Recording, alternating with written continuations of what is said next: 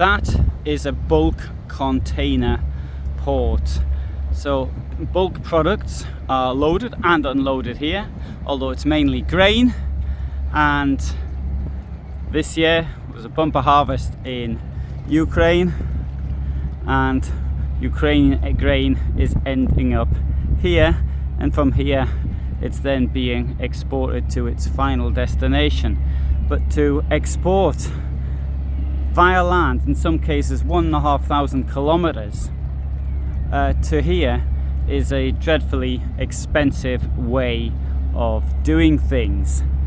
And one has to ask, why is it happening? This is all part of Putin's war, but I fail to see how hitting people who are already dreadfully poor in Africa and Middle East and other places has any humanitarian or other values. It occurs to me that, okay, Putin is a believer in Nazi ideology. Now, I've explained this in other videos. Nazism, it's a Volkish ideology. In this case, it's Volkish towards Mother Russia. It believes in the superiority of one race over the other. In this case, we've seen of the Russian race over the Ukrainians. It is and lots of other reasons beside that. I have noticed more racism in Russia, I think, than any other country I've actually been to. And I suspect that what Putin's doing here is that, okay, these people in Africa, they are not the same as he is, and so their lives don't matter. It has no consequence to him how many people starve there. None whatsoever. Indeed, it's got these other advantages as far as his geopolitical aims are concerned.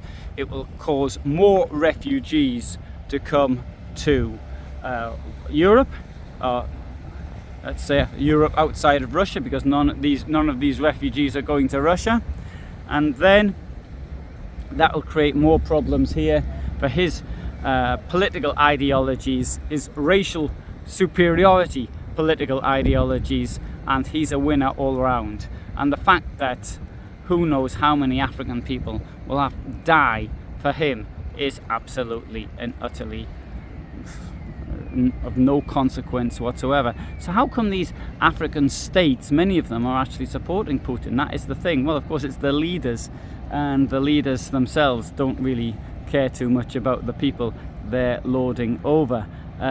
These countries, and on the whole, are not dictatorships, because that's the way the Western colonists left them when they decolonized in the 1960s. And so that, I believe, is the reason why the grain terminals in Ukraine are being attacked. And we've now seen piracy on the high seas, with a ship actually boarded which was going to Romania, and well outside of Russian territorial waters. Indeed, over 1,000 kilometers from Russian territorial waters. Of course, I'm not including Crimea, because that was occupied by them, but if we included Crimea, which we shouldn't, it's still hundreds of kilometers away. So what is the solution to this problem? Well, if the problem is this, is attacking Ukraine, because it's a good way of attacking export earnings, and as well as killing people in Africa that Western countries will send aid, then have to send aid to, and creating the another refugee disaster for the West to take care of. I think there is a solution. I think really the solution is the following: is that the ships need to have our protection. That's to say, if it's NATO or Western protection, they need to be protected. We can't have people dying of starvation because of a few neo-Nazi racists in Russia.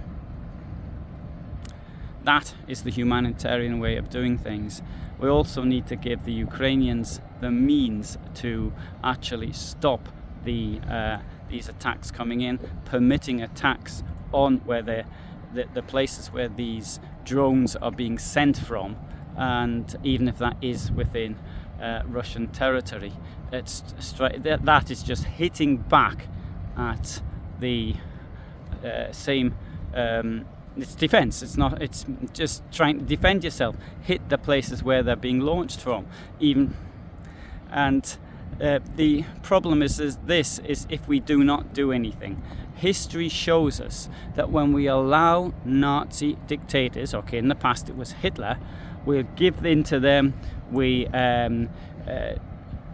whatever they want, allow them to make their last territorial claims in Europe, then it doesn't work. History is utterly clear on that one. And with Putin, it's been a case of gradual expansion all the time. So now it has to be stopped. I appreciate that there are plenty of neo-Nazis out there who say that the black lives don't matter, or African lives don't matter. More to the point, maybe in this case. But I think they do matter. I think they matter as much as our lives matter. That is why everything should be done to stop this attempt of Putin to create a famine, because effectively that's what it is.